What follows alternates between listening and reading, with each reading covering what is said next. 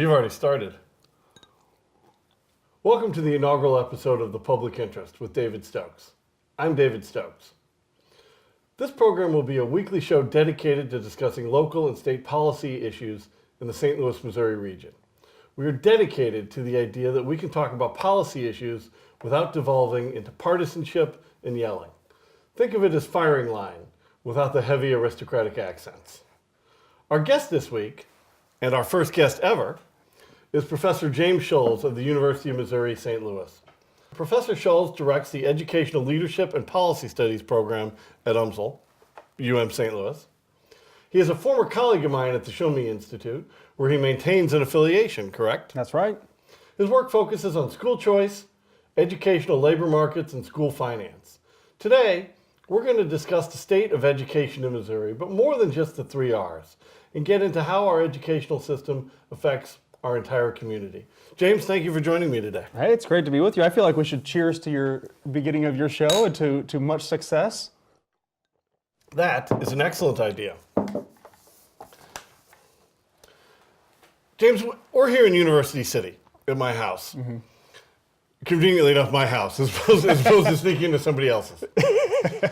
We have a strange situation with schooling in this community, and that the kids in this neighborhood go to there are multiple families that send their children to probably about 8 or 9 different grade schools. And I've seen some posts on some social media recently, Nextdoor and the like, where parents are literally going to the internet, and I don't blame them, for saying, how does my kid get a play date in this area? They're not able to meet anybody, even though the neighborhood is crowded with kids. Yeah. But they go to so many different schools. And while I think we might be an extreme example of diffusion and differentiation in schools here with so many, we're far from unique. I'm sure it's fairly common. So how do you think that affects the growth of community in our country with people going to different schools? And think back to, I know something you've written about, like the idea back in the 1800s of how public schools helped to bring Americans together. Well, first, I think it's interesting that we even have to ask about play dates. It makes me think of something that Jonathan Haidt recently wrote in his book, The Coddling of the American Mind, where he's saying that if you ask a person in their 60s, at what age did your parents allow you to go play outside by themselves? They would probably say, 5 years old or something like that. Where if you ask kids today, when did your parents allow you to just go free reign by yourself? It's probably more like 13 or 14. And so I think just that idea that parents have to go out and arrange play dates for kids is sort of a new notion. Like, used to be, how did kids find play dates? Well, they went outside, right? And they found kids to play with in the neighborhood. But that's different from the question you're asking me. So, but I had to get that in because I think that really is part of what we struggle with today is a very different mindset to how we raise children than how we used to raise children, right? So, but anyway, going back to it relates to, I think that is also, children are so overscheduled, and I've got 3 children, and we're completely guilty of this. I mean, to go outside and just find other kids to play assumes that the other kids in the neighborhood don't have swim practice or piano practice or hockey ice time isn't available. It's trickier now. Yeah, well, I mean, that's absolutely right. We don't have unstructured playtime. I mean, my kids are the same. I have 4 children. My daughter has horseback riding lessons. My son plays hockey. My other son plays soccer. My 4-year-old's not quite into stuff yet, but he's getting there. And we have all these scheduled practices and times, but just the free time to allow kids to go out and play, we don't do that as much. And what Jonathan Haidt talks about is that unstructured time when kids just play with one another is really when kids learn to interact and they learn to deal with the neighborhood bully or the kid that's a jerk. They learn to get tougher skin or to navigate these systems. And he says in this, The Coddling of the American Mind, part of the reason we're having all these issues on college campuses is we're skipping that development in childhood nowadays, where kids aren't getting those experiences to play unsupervised without adults. And so I think it changes a little bit of the dynamic of how we raise kids. But I've gotten already off topic but of where we're going, because I think what you want to talk about is school choice, and this argument really against school choice that really what we want is neighborhood schools, right? And And that's that's sort of our foundation of our education system. We have neighborhood schools where everyone sends their kid to the school down the road, and we have this community that we're all bonded together. And somehow school choice separates that. We've got people going all these different places. We don't connect with one another. And I think that there is some truth to that, but some ways that it's not quite right. Part of the reason that first model of just all of us sending our kids to the school down the road, I think it's a bad organizing principle, because the thing that organizes us or draws us together is the name on the school building. You've got the school down the road that's your neighborhood school. Everyone goes there, but there's no variety, there's no philosophy, there's no undergirding principle that says this is what this school's about, right? That there's no basis to it, right? What kind of school do you send your kids to now? We send our kids to a Catholic school. Right. I send my kids, 3 of them. One's still in a public school, but 3 of them go to a classical academy, has a clear educational philosophy that I buy into and I like. And I think part of the problem that we have with the traditional public school system is that it has to try to satisfy everyone. And to do that, it has to offer something that doesn't really have any uniqueness or any distinct characteristics. It doesn't have a set philosophy. And I think that educational philosophy is important. And so what happens is people like you who say, I want maybe a religious education, or I want a classical education, or a Montessori education, or there are so many different types of educational philosophies out there that most people don't even know about or think about, because all we've had given to us has been vanilla for the past 100 years or so. And so what happens then is that we form identity communities where I know almost all the other parents at my kid's private school. It's a small school right now, but I know a lot of the other parents. I'm totally bought into the philosophy, the mission, the vision of the school, so completely support the teachers. And so I think that we can have these different types of communities form. But in terms of our neighborhood communities, we've got to have other ways of pulling people together, neighborhood associations, whatever else it is. So I don't think that we should necessarily treat schools as the only thing that hold communities together. I think when we do that, that's where we start seeing problems like we do in some communities around St. Louis, where if the community starts struggling, the schools start struggling. When the schools start struggling, the community gets worse, and you get into this terrible cycle where they impact each other. And then you have areas of town where nobody wants to live because they hear the schools are bad. You've got to send your kids there or pay for private school. So I think that separating the school from the community actually helps to combat some of the segregation that takes place around our community. Well, I think to get back to what we talked about at the opening, I think if you went back 30 years, 40 years, the kids in this neighborhood and many others might have gone to different schools, because these aren't, the private schools I'm referring to aren't charter schools or taxpayer-funded public charter schools. They're just private schools. Mm-hmm. People have always gone there, but I think when you got home at the end of the school day, we're more likely that all the kids would just maybe meet at the park. Right. They might have gone to different schools, but they had the same park.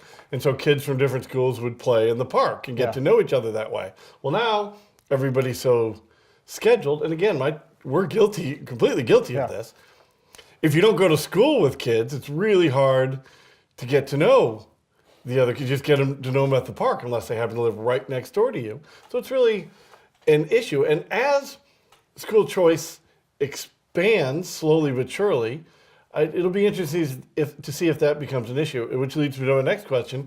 What is the status of charter school expansion in Missouri? Are we moving beyond charter schools allowed only in parts of the St. Louis area and parts of Kansas City?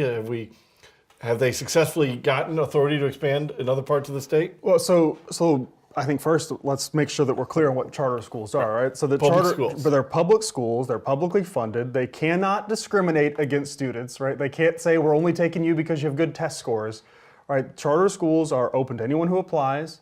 If too many people apply, they have to have a lottery to see who gets in, right? So the key difference between them is that they are not run by the locally elected school board or appointed school board in St. Louis's case, right? So in Missouri, we right now only have these charter schools in St. Louis and Kansas City. The law says they can operate in those two places.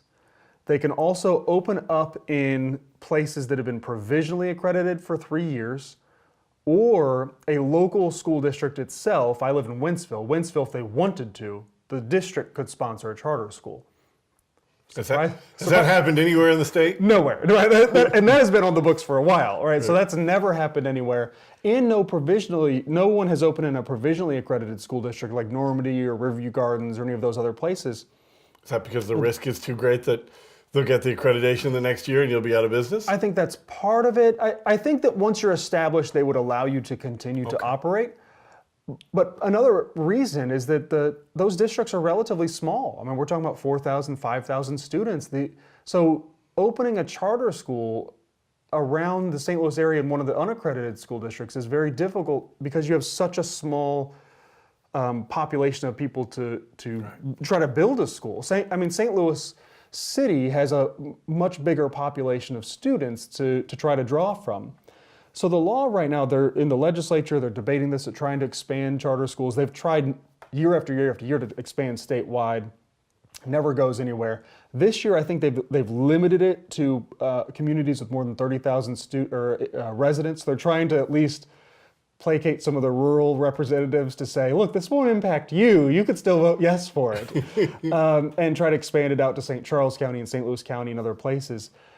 I think one of the key things, even if you open it up to charter schools opening anywhere, I think one of the key things that has to go with it is allowing students to transfer across district boundaries.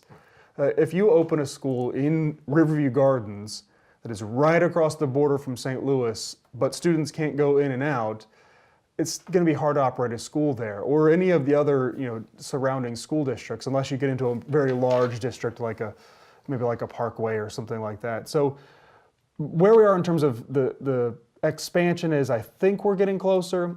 I think it's possible that something could pass this year, but I just don't know. I have thought for the past half dozen years that something was going to pass, and it never has. So I remain cautiously optimistic.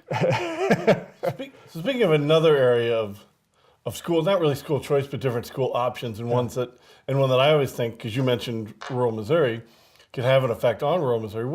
Where are we with allowing for like online educational models, if not at the grade school level per se, then at like the high school level? Because I've always thought that online options were tremendous for sort of the more distant parts of rural Missouri where it would be hard to get to a private school or to go to a different public school. I mean, that's quite a distance. Yeah. Where are we with online options in those areas? If not to replace that local rural public school, but simply to perhaps augment the opportunities there. Yeah. So we don't have any online charter schools, and this goes back to this idea of being able to enroll students across district boundaries. So we don't have broad access to another option, say a charter school option or something like that right now. But they did pass a course access program that say if you're in a rural school that doesn't have a physics course, because many of these rural schools can't offer some of the high-level math and science classes or foreign language classes. They just don't have the teachers to do those things, or the number of students. Yeah, right? It's not their fault. I mean, there just is not the resources available for that. Right. Either the number of teachers or the number of students wanting it, right? Or able to take it. So you might have a handful of students that want to take a trigonometry or something, and the school can't offer it. But they could go through this course access program, take an online course where they're taking it from their school. Maybe they're going down to the library or wherever it is. They can arrange it, and that's an option now. What I understand though is that they're having some implementation problems. So there are these online providers like K-12, who has a track record of doing really good at providing online education, and some other systems as well that want to come in and offer those courses. But the platforms that the state Department of Education, Department of Elementary and Secondary Education, DESE, are setting up aren't compatible with their platforms, and so they're running into some issues there. So it's like the law passed, but we haven't quite worked out the bugs to really have that option for kids. And the other thing is I don't think people know about it very much, right? So that they don't know that this is an option for them, and so it's going to be something that I think is going to grow over time, and I think it's going to be big benefit to rural students for sure. That's terrific. I'm delighted to hear it is authorized and allowed, and hopefully these issues can be worked out. Speaking of another area that relates to school choice but the traditional public schools, I want to ask about vocational education. Do you think that charter schools in any part of the state, rural, urban, in the future, would be able to play? I'd like to see an expansion of vocational opportunities. In St. Louis County, where we are, we have the special school district. And the special school district runs schools for both special needs children, learning disabilities and other related things, but they also run vocational education schools for some high schools just for kids who want to focus on vocational education. And I think that option is terrific. But I see charter schools like the construction, I don't know the exact title of it, but the Construction Academy in St. Louis City for high school students. And it's closed now. It's closed. See, why did it close? Was there just not the interest? I think part of the reason it closed is because it had to try to operate within the traditional rules, right? So that even though it's a construction career academy and it's a charter school, they still have to take the same state test and do all these things. And so I think it is hard sometimes for schools to operate where they've got to meet the regular requirements of the state while also trying to be something completely different. Right. You can't teach all this construction stuff and then not have your kids pass the other basic tests, which I understand that you need that well-rounded education. Yeah. But do you think there's a role for charter schools in expanding vocational options in Missouri? Because I think we need more vocational options, and do the rules need to be perhaps tinkered with to change that testing schedule for those schools? Yeah, absolutely. So whether it's charter schools or it's some sort of something like the special school district. So what allows the special school district to do what it does is it draws from all of the districts in St. Louis County, right? I mean, and they get tax dollars from it too. They're supported separately by a property tax. And so people in St. Louis County pay a lot of property taxes, by the way. But they draw from all of these different districts. And that's, again, goes back to that idea I was talking about with charter schools before, being able to draw students across district boundaries. I think it would be great if we allowed for either regional, career technical education programs to open, or allowed charter schools to draw students across district boundaries, allowed more inter-district choice. You know me, we work together at the Shelby Institute, and I'm a person who doesn't believe in a lot of centralized planning, right? So I don't want the government to say, we'll put one here, we'll put one here, we'll put one here. But what I would love to see is Union High School in Union, Missouri, developing with Four Rivers, or with East Central Community College, a great program in welding, right? And then students from Washington and St. Clair and Pacific now send their kids, by choice, to go to Union High School to go to their welding program. And then in Springfield, maybe Hillcrest High School develops a wonderful machine or CAD program or something along those lines. And students from around the area could send their kids. So what I'm trying to say is that we should allow more movement of students across boundaries. One of the biggest problems I see, and this goes back to what I was describing earlier with the vanilla schools, is we want schools to be everything to everyone. And that's not really possible. You can't be everything to everyone, but we can allow places to specialize and allow people to choose. And one thing that the state could do that I would love to see them do in this area is put in place a bonus program in the funding formula where if you produce a student, so don't just create a program, but align it to industry recognized certifications. So you have an ASC certification program within your high school for ASC certified mechanics, right? And so then what would happen if we put this into the formula, the school district, let's say, gets an extra $500 for every student who gets an ASC certified, and you could have a whole host of these different types of certifications. So what do you think? It sounds to me like you're talking about sort of the magnet program in St. Louis City, where there are magnet schools that get to focus on performance arts, and schools, as you know, children from St. Louis County can go to those St. Louis City magnet schools. Now, they've always had trouble attracting that.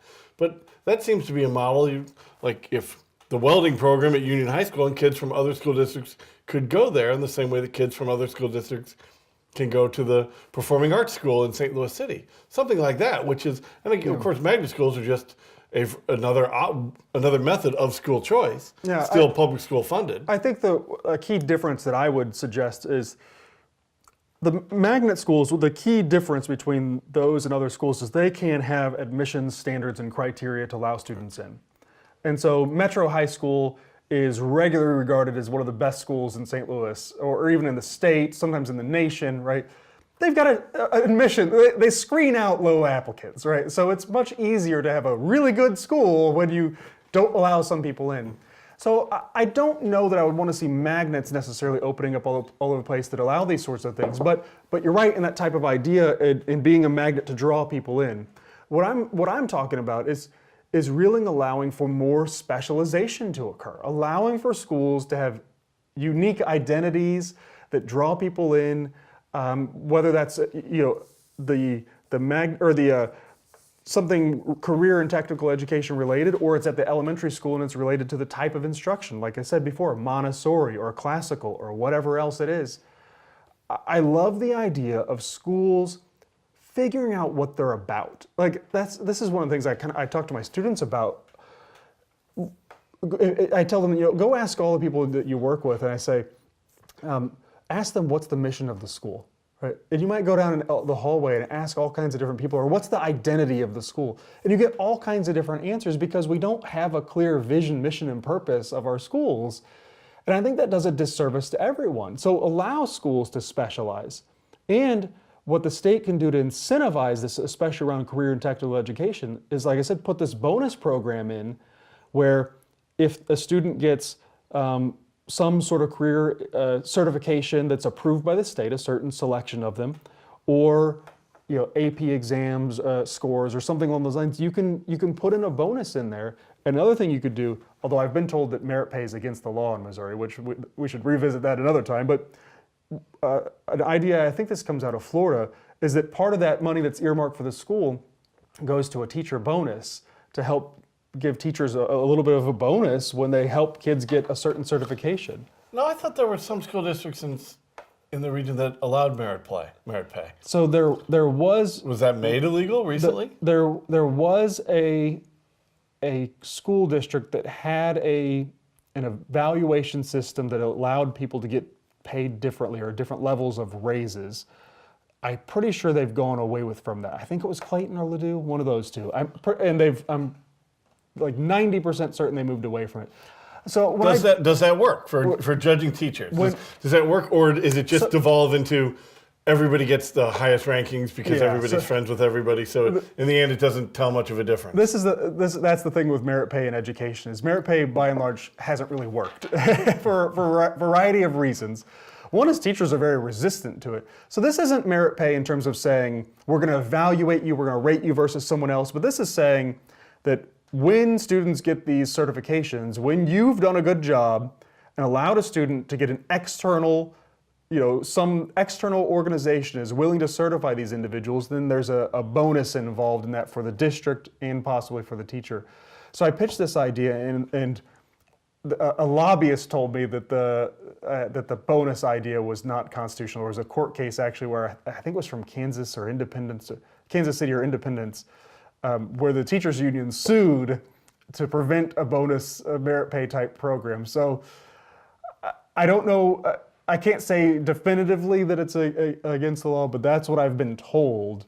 And so that aspect of it we might not be able to do, but we could still do a bonus thing to incentivize this. And I think that, if the governor, he's very interested right now in doing something around workforce development, I think tearing down the borders, I don't mean tearing down districts completely, I don't want to scare people away, but allowing people to move. There's protesters out on the street right now. Allowing individuals to move, and it's not going to be a ton, but allowing a school to open in Francis Howell, and 100 kids from Wentzville, we could lose 100 kids and nobody's going to notice probably, we're growing so fast up there. Allow them to go over to Francis Howell for a welding program. It's going to be good for the students, good for the state, and it's not going to harm anyone. So we should encourage more types of programs like that. So James, to move away from how we should send sort of the theory behind schools and knowing what they are, and to move into just results, what are the results of all education at the grade school and high school level in Missouri? Are we on average, and I know there are school districts like you mentioned, Ladue and Clayton and Lindbergh and Parkway, which are on average doing a great job. Those are public schools, and I think the Catholic school community and the private school community in St. Louis are doing great. But on average, statewide, is the average kid who graduates from 12th grade to either go to college or go to the workforce, are they ready for that? Does the average student, are they properly equipped to that, or are we failing too many kids? Well, I think everyone would say we're probably failing too many kids because, is that when you have the educator's heart, you don't want to fail any person, right? Like, you don't want anyone to be let down. But if you look at the results. And you used to be a teacher. Right. I was a first grade teacher. My wife was a teacher. I taught first grade and then I taught fifth grade before going off to grad school. But if you look at how Missouri stacks up to other states, and the easiest statistics we have to look at tend to be just for the public schools. We don't have as many statistics for the private school students. But if you look at the public school students, Missouri ranks somewhere in the middle. And we've been stuck in the middle for a very long time. Several years ago, the department, DESE, put in place this top 10 by 2020 program, or a whole host of different policies they wanted to put in place to move Missouri forward, to get us in the top 10 in the nation. They subtly dropped that without really, not much fanfare because, we're only a year away and we're nowhere close. We haven't moved at all, right? We haven't moved at all. We're stuck in the middle. We're not making any progress. You look at statistics related to the number of students going to college who need remedial courses, and it seems to continually be going up. College professors regularly complaining about students not prepared. I don't think that we're doing a great job of preparing students for the workforce or for the workplace. For the workforce, by the way, that it goes back to what you and I were just talking about with this career and technical education stuff. I'm a big fan of Mike Rowe, the dirty jobs guy. Not every kid needs to go to college. I want anyone who wants to go to college to be prepared and able and equipped to. We need to make sure we're not selectively singling out any population of individuals to put them into lower track programs or different track programs. But college isn't for everyone, and not everyone wants to go to college. One of my good friends from high school went into machine, I don't know how like CAD, or like he went into some sort of machine working. I don't even know all the details because I'm a white collar guy who doesn't know what he's talking about. But I come from a family of blue collar folks, right? Like my dad is a union carpenter, brothers was a carpenter, and I'm the one person in the family who doesn't know what's going on. But anyway, my friend from high school, he didn't go to college, but he went to a trade school. He probably makes way more money than me. He's doing great, working with his hands, doing the work that he loves. A good, noble profession, helping people, serving people by making things that make our lives better. And we somehow denigrate that and say it's not, that's not good. We don't want to allow people to go into that. So I think we need to do a better job, partly with some of the ideas we've already talked about, of helping people go into trades and various other professions. And in terms of preparing people for college, we need to do a better job as well. So no, we're not doing a good enough job. And I think part of it stems from just the way that we've structured our system. And people talk, like one of the opposition points against charter school expansion is that they're not accountable. These schools aren't accountable. If you look at our accountability system, in Missouri we have what's called MSIP, Missouri School Improvement Program. We're on the 5th edition of that, so we're on MSIP 5. They just recently announced the results. And I think it was something like, I think we have about 512 school districts in the state, and all but 6 of them, I think it was all but 6 were fully accredited, 6 were provisionally accredited. Basically, everyone's getting good grades. Ferguson Florissant, which they've had some struggles in the past, 3% of their 8th grade students scored proficient or advanced in math, and they got a 92% of the state's performance report. Right? So all of our accountability systems that we have, from top to bottom, all of them, basically what they amount to is trying to make sure schools do the bare minimum. And they don't encourage excellence. And I think it frustrates teachers because what ends up happening is when DESE and the state and the federal government try to regulate things, they put in place all kinds of ridiculous rules and regulations that make teachers not like their jobs as much, and they make teachers less happy. So you want to be able to measure it, but you want to be able to measure results, but you don't want to base every salary and promotion on test scores. Right. Because then you will inevitably, even if it's subconsciously, have everybody just teaching to the test. Right. And then you're not getting a well-rounded, you don't want to punish teachers who do an excellent job of giving kids a well-rounded education that might not be measured on a test score. But at the same time, you need those tests to establish that baseline. It's a difficult situation. So I think what I love, I like tests. I like the information, partly as a researcher.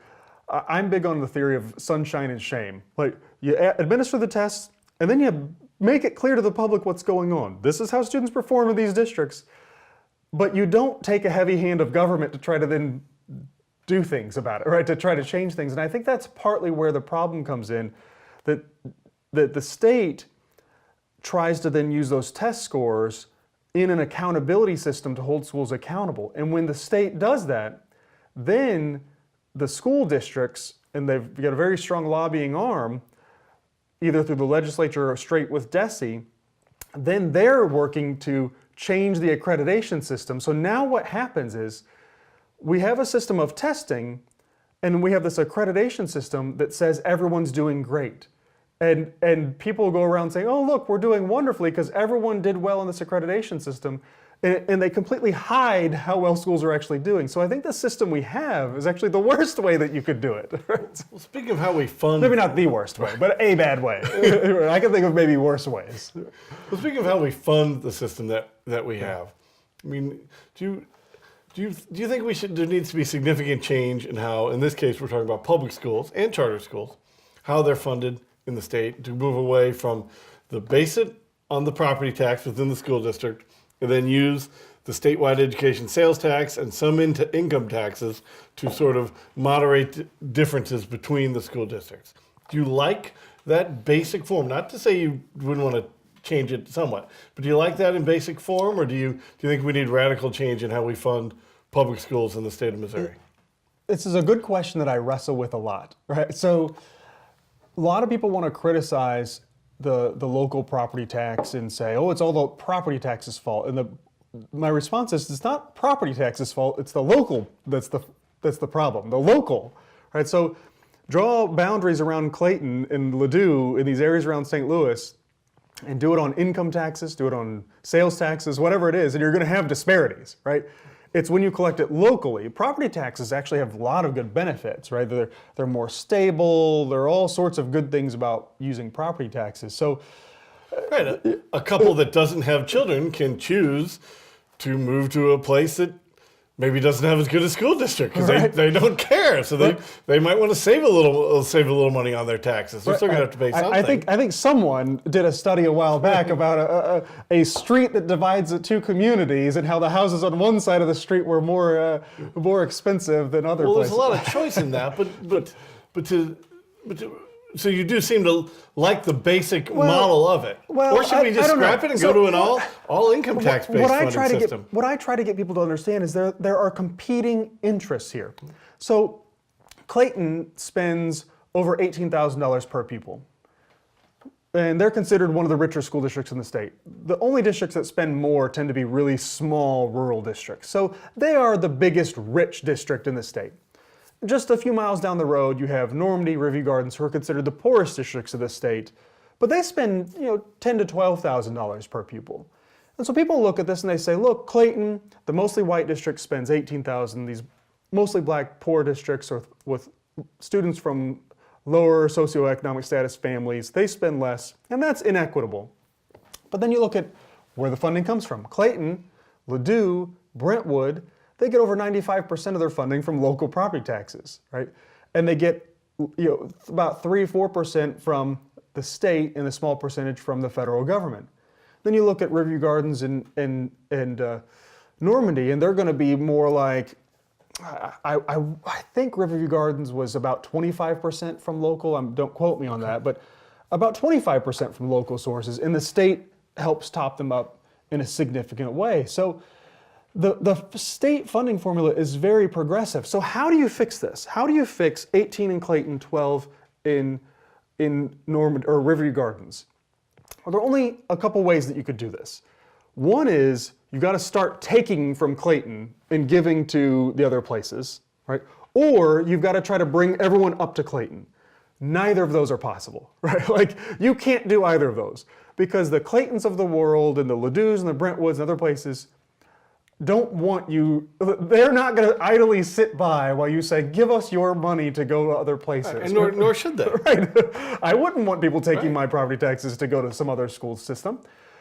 You're already taking their income taxes to even things out. Right. But so that's not going to happen. You can't take it away. And we don't have the resources to bring everyone up to $18,000. It's just not feasibly possible. Like the fiscal note on that would just be astronomical.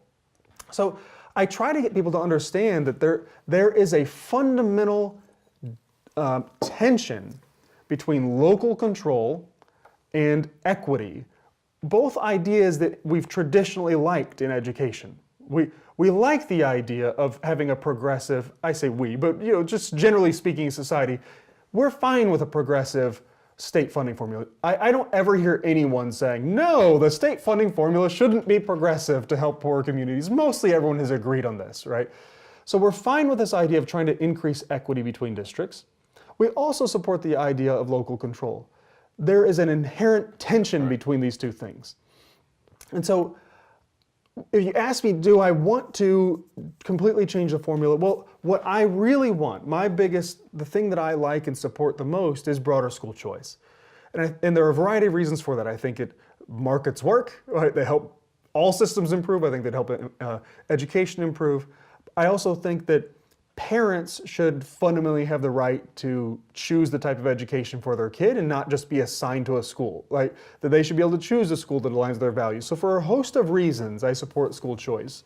And so for me, I then asked, well, what type of system would better support school choice? And I do think a system that is more equal in terms of how much students are spending would be beneficial. How we get there is going to be very challenging, but I think part of the way you do that, I don't think there's any solution that's a short-term fix. I think part of the way you get there goes back to what I'm saying about the more we start blurring the lines between districts and allowing students to go other places, the more incentive we have to start fixing these things. And I think this is a long-term process for addressing, it's an evolution of the system that we have. The system that we have has evolved over time. And what I'm talking about is a continued evolution that starts to build in more choice.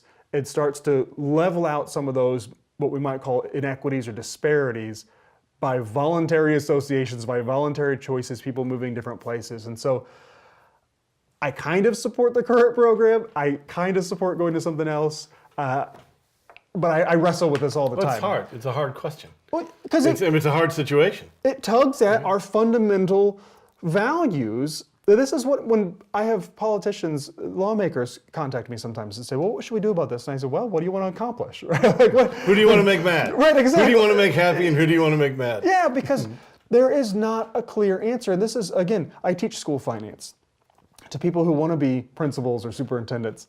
And people seem to think there are black and white answers on school finance. There's a yes and no answer, this is good and that's bad, because it's quantitative, I guess. But that's not the case at all. There are underlying fundamental values. Should my dollars be taken, my local property tax dollars be taken to go to another community? Well, is that fair to me? Is that right? Is it a separate question? If I'm in a wealthy community, is it okay for us to continue to tax ourselves and raise our tax rates higher and higher? I think Clayton's actually looking to raise their property taxes. They're one of the wealthiest districts in the state. They're looking to raise their property. So should that be allowed? Well, if a local community wants to invest more in their education system, why shouldn't we allow them to? But if they do, right, it creates more inequity. So these are tough questions. There's no easy answer. And to me, the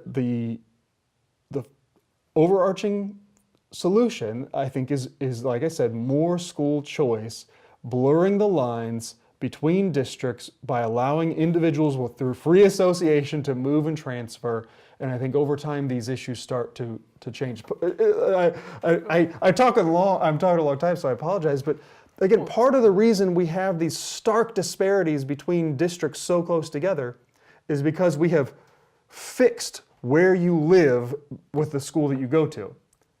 And then what happens, like we talked about at the very beginning of this conversation, is that in good communities, people move there, T-bow sorting, right? Housing prices go up, the schools get better. Part of the reason for this tremendous disparity that we have is because the system helped create it. And so if you want to reduce the disparity, you've got to try to get rid of those lines. People have been talking about this in the St. Louis area since the 60s, I think, with the Spainhauer report. A legislature or a court, I don't think, are ever going to come in and say, consolidate all the St. Louis area school districts, nor do I think they should. But we can start to break down those barriers through school choice, through free association of people, and I think that's the right way to go. Speaking of another way, another change that was made recently that will help some families afford parochial education, and correct me if I'm wrong, but I know that the 529 plans were the change to federal law a little over a year ago. You can now use your 529 plan to pay for religious grade school or high school.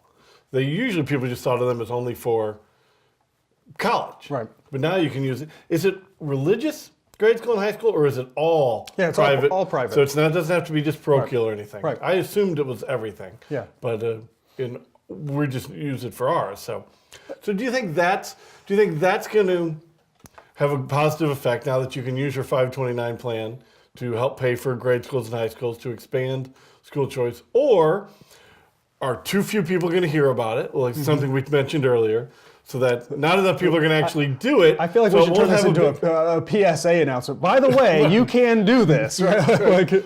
But also, other than simply not enough people perhaps doing it in the first place, will it just give private schools and religious schools an excuse to raise their tuitions? Well, it's now 6% cheaper to send your kids to a Catholic school with Missouri's 6% state income tax rate, a little less than 6% now. Or do you think schools will just raise the rates and to make it up? Or is that where competition comes into play, so you can't just raise your rates? I don't think they will, because I don't think it's going to have a big impact on the number of students choosing private schools. Partly, like you said, people don't know about it. So with the 529 plan, it was a college saving plan that now can be used for K-12 private school expenses. A word of wisdom for you, by the way. If you're going to use it to pay for K-12 expenses, make sure that you're choosing don't choose an aggressive investment strategy. I put some money into mine to then pay out, and by the time I put it in and it was processed and I went to pay it out, I had lost like $50 in value. So make sure you're choosing a conservative investment strategy. All junk bonds. Oh my God, I lost everything. So choose that. But I have to say this, and kudos to the Secretary of State's office, the Treasurer's office, in how Missouri has operated the 529 plans. It is very easy to use, to put your money into the account and then click a few buttons and get it to send a check to your private school. I use it for mine. I don't know, it doesn't result in enough savings to be that much, but it's right, something. Because your short term, the value in the 529 plan, I'm perfectly happy to do a PSA for 529. The value is certainly the long-term growth, untaxed to pay for college. The short-term money to pay for grade school is going to be mostly your 6% deduction on your state income taxes. So that's not a substantial amount of money to pay for grade school or high school. Right. You put it in, you get the deduction, so you save a little bit of your state income. Because it grows long run tax free at the federal and state income purposes, but it's not deductible for federal income tax purposes. Right. So you only get, for people who are not familiar with it, you only get the state income tax deduction, which is not enormous. Right. So while you should do it for private schools, that's not what's going to allow you to afford it. Nobody saw this. I shouldn't say nobody. Probably nobody saw this and said, "Oh wow, now I can afford private school." I do think it results in a little bit of savings for middle class families like us. It makes it a little bit more affordable. But we are really having to pinch our pennies. I'm watching a lot of Dave Ramsey videos and budgeting every dollar to make sure that I have enough money to pay for tuition, and they're still hounding me because I don't have it all paid yet. But it's tough to do for a middle-class family, especially if you have multiple children. And so these policies are, I think that policy is good, but I don't think it's enough. I want to see Missouri put in place a voucher program, an education savings account program, a tax credit scholarship program, some program to help families. Because to me, again, it goes back to this fundamental principle that public education isn't about propping up school districts. It's about providing an education. All taxpayers should be eligible to receive that benefit. So you shouldn't have to check your values at the schoolhouse door to receive a public education benefit. And that's essentially what you have to do if you want a private school education. You want to choose something different. You're being taxed and then also having to pay for the education that you want to receive.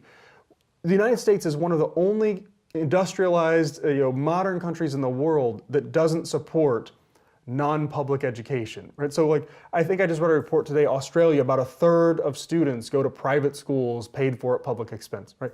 All over Europe, people do this. It's called pluralism, right? Like, we're a country that says we value pluralism in every single area of life, except for in education. But oftentimes, as those private schools will tell you, that funding comes with significantly more strings attached. There's no such thing as a free lunch. It can, as you know. It can, and that's. But not that private schools don't already have strings attached to report to the government now. Yeah, and this is, I think, one of the biggest concerns among private school operators. So if you look at the different voucher programs throughout the country, and there have been a number of different studies about voucher programs, for a long time, the voucher studies showed that when students received a voucher, they tended to benefit academically. They boosted test scores for all or on average for the whole group or for subpopulations or something like that. Recently, the studies haven't been good, right? There have been 2 or 3 studies out of New Orleans and other places that haven't been good. In New Orleans particularly, the voucher program looked worse. Like if you used a voucher, you did worse after using the voucher than had you not used the voucher. But what happened in Louisiana is it is the most heavily regulated voucher program in the country. There are all kinds of rules in place on who can participate, and what you see is a small fraction of private schools ended up participating in the program. And those schools tend to be, surprise, surprise, the schools that need students, right? That don't have enough students or they're struggling financially, and so they see this as a way to bring in more students. Schools that are doing well, your SLUs, your CBCs, those types of schools, if you try to put in, or MICDS, wherever else, if you try to put in place a voucher program and say, you're gonna have all these requirements, they're gonna say, no thanks. Right. No way. Right, no thanks, we're good. But the schools that will participate are the ones that are about dead. They're almost about to close, and they're gonna say, oh wow, let's take all those students we can take. And then when the results turn out that your worst private schools end up producing bad results, it shouldn't be surprising. Like, just like in the public sector, there are good and bad schools, there are good and bad private schools. And so when I advocate for school choice, I very much advocate for as few restrictions as possible, as few regulations as possible. I'm fine with some basic common sense things, testing the teachers to make sure that they're not criminals, those sorts of things. But otherwise, as few restrictions as possible, because accountability, I think, again, happens through the market, happens through parents making choices. And so I've told this story a bunch of times, but earlier this year, my first grader was in a public school, a fully accredited public school that everyone says is a great public school. I went to the curriculum night, and at curriculum night, they talked about what they were going to be teaching. My wife described it as facepalm after facepalm after facepalm. She said, oh my goodness, that's why our older kids can't spell. like those are the problems that we see in our older kids because they started right there.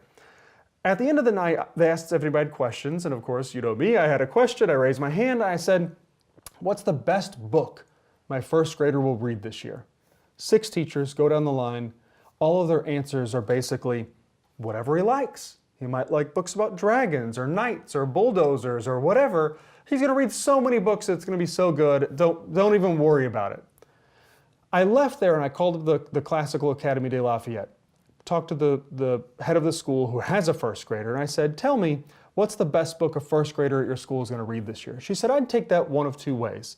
What's the best book he could read? What's the best book that we'll read to him? In terms of what he could read, I hope by the end of the year he's reading some condensed Aesop's fables, books with really rich moral tales, The Boy Who Cried Wolf, these sorts of things.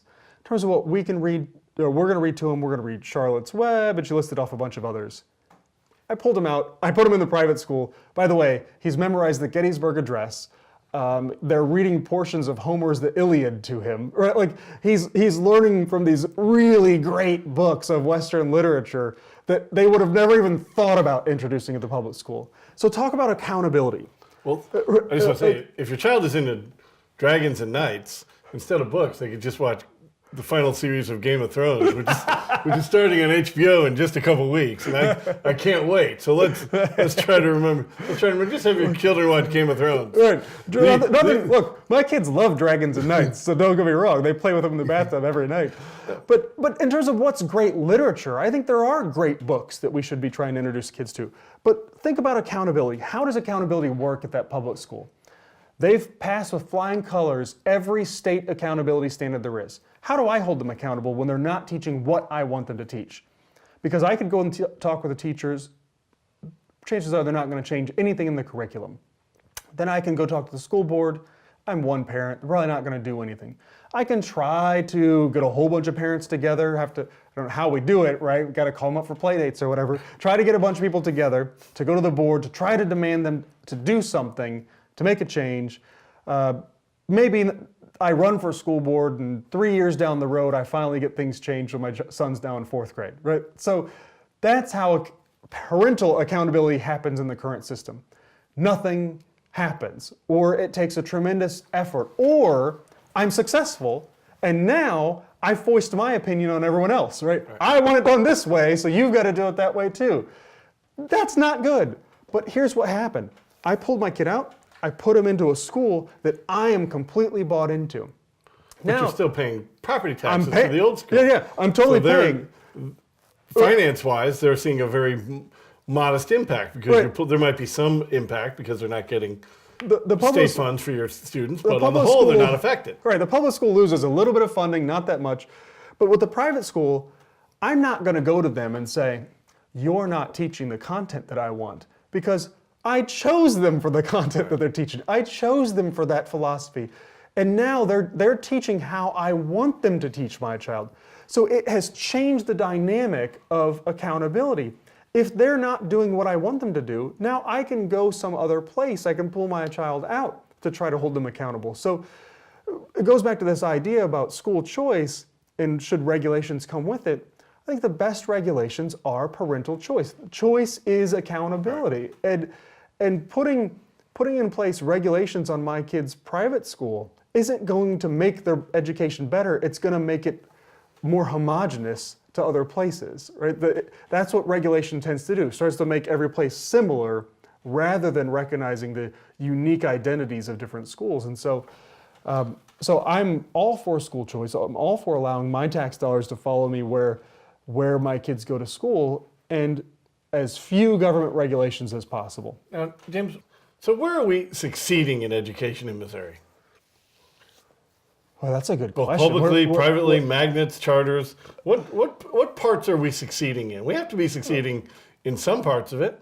Well, I mean, there are pockets of good schools all over the place. I mean, there are schools in advantaged communities or wealthier communities, the Kirkwoods and the Ladus and all those schools that are doing very well. They're knocking things out of the park, and I don't want to denigrate them in terms of test scores, and they're doing a very good job. There are also schools in more disadvantaged communities, the poorer schools, that look bad on test scores, but that are making tremendous gains, right? So it's, to me, although I said earlier that we've got a lot of problems, that we're not doing great in terms of student achievement, there are places that are doing good, there are places doing worse. To me, again, it goes back to this idea of there's more than one dimension of success, right? So just measuring test scores isn't the only way we should do it, or just measuring whether or not students are prepared for their workforce. Like, we have different metrics personally for what quality looks like. So there are places that are doing well. I think, I guess, the brightest spots for me, personally, when I look at it, are what is happening in St. Louis and Kansas City. So because of school choice, because of charter schools, we are seeing more variety in the type of schools that students can go to. There are French language immersion schools. There are Spanish language immersion schools where students are immersed in the language and learning these languages. There are art schools, STEM schools. You also see the district responding, in St. Louis especially, in trying to create specialized schools. So we're seeing a market develop. And I do also want to give some kudos to Kelvin Adams, the superintendent of St. Louis Public Schools, and their appointed school board. Through Kelvin Adams' stable leadership over a number of years, they're moving in a good direction. We'll see if that changes if they go back to an elected board, but I think we're moving in a good direction in some of these places, but that's partly because of choice. So where choice is taking root, where people are getting more and more options, I think those things are going good.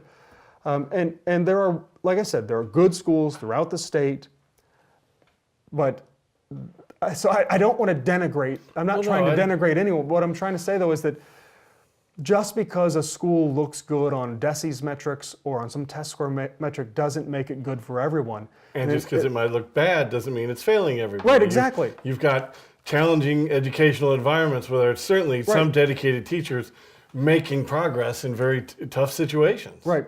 So where we're allowing the market to start to work, things I think are getting better. And then there are schools that are doing the best under the circumstances that they have. But I think school choice is something that helps everyone. There's Chubb and Terry Moe and John Chubb back in the early to mid 90s, I think, had a book where they called school choice a panacea. And lots of people have said, oh, clearly Chubb and Moe are wrong. We've got some school choice that's no panacea. I still kind of agree with them. Not that school choice overnight changes everything, but what it does is it puts in place a system of continual improvement through market competition, through choices, through the natural process of the market. Things the parental involvement in that school. Right. And that's, again, going back to a lot of the stuff we talked about. When do parents get involved in their kids' school? When they're bought into it. Right. When my kids are in the public school, I feel like a watchdog. I want to make sure, I don't know what they're teaching. I don't know where their teachers are philosophically. I don't know if we're aligned. And I kind of feel like a watchdog to make sure that they're not crossing any lines or saying anything or teaching anything that I don't want them to teach. But when I'm bought into my kids' philosophy, the philosophy of the school, I'm on their side. And that's, it brings schools and parents, teachers and parents together, and it allows us to be partners rather than adversaries. And I think that's a step in the right direction. So if I haven't said it, I don't know if it's come across in this conversation, I think school choice is good. Well, James, thank you so much for joining us today. Thank you for joining us for the inaugural episode of The Public Interest with David Stokes. I want to thank James Scholes for joining us today. Please be sure to look for future episodes accessible online or at your local Blockbuster video store. That's a joke. It's not going to be a Blockbuster. Outside of Alaska, I don't think any of them exist anymore. Future shows are going to include a number of discussions of conservation and environmental issues, which I work on every day at my job at Great Rivers Habitat Alliance, and a number of future episodes dedicated to discussing, in polite terms, the proposed St. Louis City, St. Louis County government merger. We're going to have some really great discussions on all sides of that, for, against, or in between, coming forward in coming weeks, as well as issues on transportation policy and much more. We also intend to shoot some future episodes entirely in my hot tub. And I hope you'll come back to guest star in one of those. I feel like you're going to get a lot of views on those. Well, the hot tub episodes should be great. Thank you very much for joining us on The Public Interest with David Stokes.